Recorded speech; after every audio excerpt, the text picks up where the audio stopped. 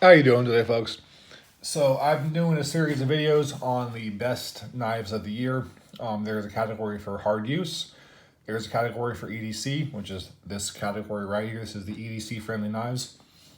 And there's one final one for slip joints. So please like and subscribe to this video, and do the same for the other ones and check them out. So we have the Chernikov. I'm probably saying that wrong. Knives Stadish. This is an absolutely fantastic knife.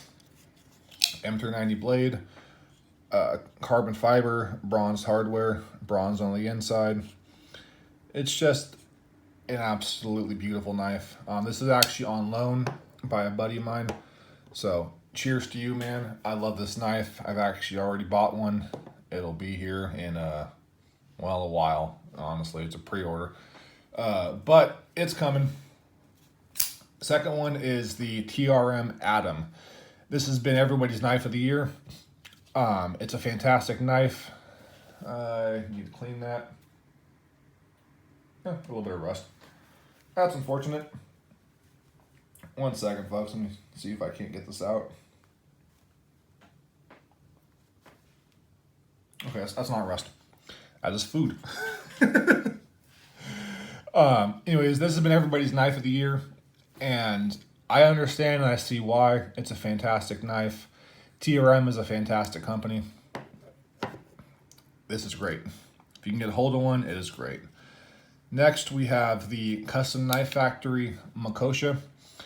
This is also an M390 blade, hand-rubbed satin, carbon fiber, bronzed titanium, like deep carry clip. Incredible action. This knife is incredible. Favorite thing about this knife is when I roll it open, you got that. When I flick it open, let's try it again.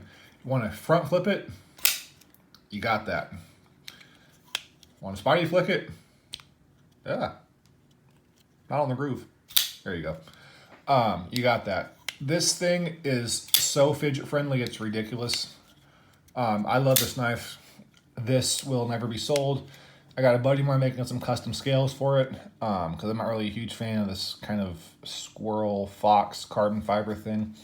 But an amazing knife, fantastic for EDC on the larger size, but definitely still good to go. And finally, we have the Chris Reeves Sebenza 21. Now, to be clear, these are the knives that I've acquired this year. Does not mean they were produced in the year 2019. I have no idea when most of these were produced. But this is the year that I got them. This is the year that I had them in hand. This is the year that I have fallen in love. Love, love, love, love, love. So, we're going to start this off by removing certain knives. Now, for the other ones, this is actually pretty easy, but I really love all four of these knives. This is, again, not mine, but I have one coming in this exact configuration very soon. I was going to go with a Damasteel blade and this like big fancy pimped out thing. But for that one, there's a presentation scale and then a plain back scale. I love uniformity in my knives, so not having that pissed me the fuck off. Also, you can front flip this knife. Spidey flicking, not happening, but can flick it out, can roll it out, and you can front flip it. Also, you don't need wrist. I just do that shit out of habit, so yeah.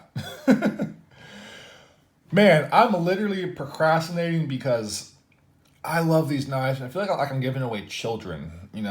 I'm a huge fan of these big beefy knives. Don't get me wrong. I don't have that many of those. For the most part, I get a beefy knife, I review it, and I move it on somewhere else. I have a few that I've kept around, but like these, I love these knives. Like, they're all fantastic. They all fit their own way. The first one that's going to have to go is going to be the Stradish. It's a little fat in the pocket. It's perfect in hand, but it's definitely a bigger size in the pocket. It's not the most EDC friendly for most people. This is just a review on, or fucking can't talk. This is just a review for the, fuck. I need to sleep. If this was just a knife of the year thing for me, this would definitely stay in there longer. But as far as everybody else, this is a very expensive knife. This is between $450 to $550. It's a little fat in the pocket. I'm not the biggest fan of M390. Again, it stays sharp forever, but man, when you have to sharpen it, it's also going to take forever. And the hard truth is, most people who get an M390 blade will never be able to actually maintain it. If you want to send it off to a professional, fine. But as far as you being able to maintain your blade and making it as sharp as when you got it, man, 90% of people are not going to be able to. And I am also in that 90%. Do I have a sharpening system? Yes. Can I sharpen M390? Yes. Am I going to? It's a firm no. I hate sharpening M390. So that's going to go. I'm literally looking at the knife on the box across from me and missing it already. But I said the words and it has to go. But man, everybody should pick up this fucking knife, dude. These things are incredible. If you don't like a bigger knife, grab the small Street. This is the large one. So good. So good. So the next one, man, I love this knife so much, but I don't really carry it all that much. There's something about the ergonomics in the handle that for my hands, mind you, I have some pretty large hands, doesn't quite fit. It's a fantastic slicer. It's an incredible blade. It's an amazing company. But everyone else's knife of the year, it's not mine. I love it. I use it. I really like this knife. I'm not sure if you can hear the agony and torment in my voice, man, but this... Oh, I don't know why I'm doing this to myself. The TRM Atom has to go. So that's between the Sebenza 21 and the Custom Knife Factory Makosha. Oh, man. I'm not sure if the Makosha is still available. You can definitely find them on secondary. This is a $450 knife when it first came out. You can find them for usually under $300. I paid like $220 for this one. Obviously the Chris Reeves Sebenza, if you want without the micarta, it's $450. With the micarta or with the inlays, it's $550. So it adds $100. It's a very expensive knife, but it's fantastic. I can never deny the greatness of either of these knives. So I'm gonna break this down because this is hard. Now, aesthetic-wise, I love this knife. As much as this kind of like weird cutout on the carbon fiber kind of bothers me, just looks-wise, this is a good-looking knife. It's also very unique. I love the kind of homage to the old traditional pocket knives. I just did my knife of the year thing for slip joints. It has this nice kind of nail nick. And it's just an absolutely fantastic knife. This is also M390, but man, it's so good. Oh. So aesthetic-wise, I think I like the Sebenza with this red micarta just a little bit more, but it's not by much. Blade steel-wise, again, M390 stays sharp forever, but it's really hard to sharpen. And I don't know, man. I use my knives enough that I always dull them out eventually. And somebody might get an M390 blade. If they don't use their knives a lot, chances are it'll stay sharp forever. I use them all the time. I'm one of those guys that looks for a reason to use their knives. Hey, here's a bag of chips. I need to pull out my 4-inch knife to open that. I can't just pop it. So I definitely find a reason to use these things all the time. So for me, M390 definitely does go dull. It takes a while, but it does happen, and when it does happen, it's painful. And more often than not, it gets sent out to the Apostle P channel. And shout out to you, sir. Mr. Raw from Apostle P does most of my edges, and he is fantastic. Also, keep in mind, I have it's like a $1,100 sharpening system, and I don't use it. It's because I'm an idiot. I sharpen 154 cm and some basic steel, but the harder stuff, I send it on. So I can sharpen, I just choose not to because I'm lazy. But I love this knife. I really, really, really love this knife. This is obviously a 35 yen. Chris Reeves does make it kind of soft because he wants you to be able to sharpen it. The Sebenza means worker. This is also in my hard use category, and it definitely is a hard use knife. This one's not been hard used. This has been kind of loved, but other Sebenzas I've had have definitely been hard used and have worked out wonderfully. As far as the action, can you flick a Sebenza? Yes. Is it the best way to open it? No. Also, just one little quick piece here. Everyone says that if you flick a Sebenza, you void your warranty. That's not fucking true. If you wrist flick it, which adds a whole bunch of extra force to it, will you void your warranty then? No. But he will charge you to replace this little stop thing. So that kind of myth really needs to go away. I've talked to Chris Reeves and Tim Reeves multiple times about this whole thing. And it's a pretty nominal charge. It's like an extra $20.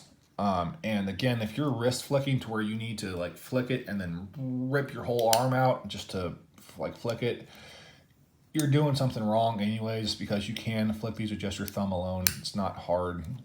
This needs to be broken a bit more for me to be able to do that, but Sebenzas can definitely be finger flicked. Though my favorite way of opening it is just nice and slow. Just feeling that crisp-free smoothness, which is definitely a thing.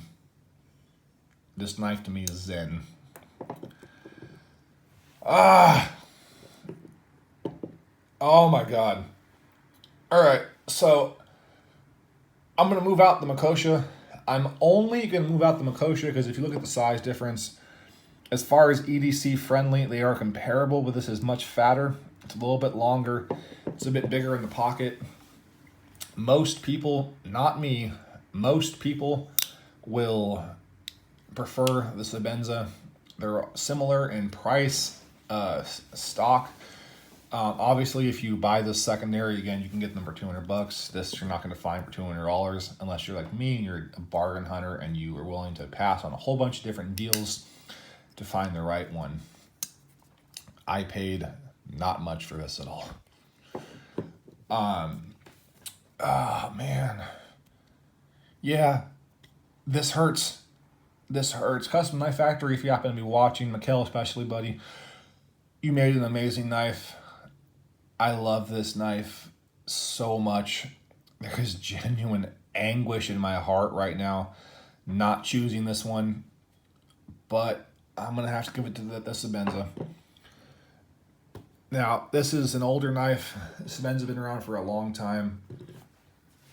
A lot of people talk about that it's overpriced. Maybe it is, or that it's not the best thing. There's better stuff out there. It's outdated. Look, man, that's all your opinion. For me, the Sebenza is an incredible knife. It works incredible. Its fit and finish is fantastic. Tolerances are incredible. Chris Reeves is a fantastic company. They're great people, and their knives are absolutely incredible. And this thing, think about it, how old this knife is. We're about to get the Sebenza 31 in a couple of months. These knives have been around a long time. They're still around for a reason, and they'll be around for a whole lot longer. The Sebenza is absolutely incredible. I had to pause for a second to look at the graveyard of the other knives because I'm literally just staring at them and wondering why, because I love you all. If you get any of these knives, you are good to go. They are incredible. The Sabenza is better, I guess, but man, it is a nominal difference at this point in time. Those knives are fantastic. But for me, and this is my personal opinion, the Chris Reeve Sabenza, in terms of EDC, it just cannot be matched. There's a lot of knives that come close, but none that quite get there. And to be clear, man, I have full customs that I paid a lot of money for that I do not feel fit this role better than the Chris Reeve Sabenza. And this is an old knife. So, with all that being said, my heart is broken. I'm looking at a graveyard of all these different knives that I did not choose, be it the slip joints on this side, the hard use on this side, or the most recent ones, which are straight ahead of me. I am torn. I'm going to go lay down. This sucked. Man, for all you channels out there that your whole thing is just battle to the death and picking your favorite knives out. If you only had one knife, like, I don't know how you do it. I will probably not do another one of these videos, man, because this broke my heart. If I get rid of any of these knives, man, I might genuinely cry because I'm kind of close to it right now. So with all that being said, as always, thank you so much for your time, your likes, your subscribes, your comments, your messages. They mean the absolute world to me. I talk to you guys on a regular basis, and it means so much to me. Fuck. Oh, it's like an emotional fucking attachment to these pieces. They're just tools, man. But like, as knife guys and knife girls and EDC fanatics, these become a part of us. And I feel like I'm tearing out little pieces of myself all over the table, and I just want to grab them all and hug them all and bring them back into my embrace.